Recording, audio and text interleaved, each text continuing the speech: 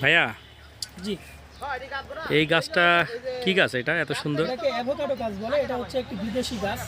আর গাছটি হাফ ড্রামে আছে এবং গাছটি আপনি যদি একটু ক্লোজলি দেখাতেন, এটি অসাধারণ একটি পরিপুষ্ট গাছ। আর এই গাছটি যাদের লাগবে আমাদেরকে অবশ্যই কল করবেন, আমরা আপনাদেরকে এই গাছ। ভাইয়া, অ্যাভোকাডো কি ফল?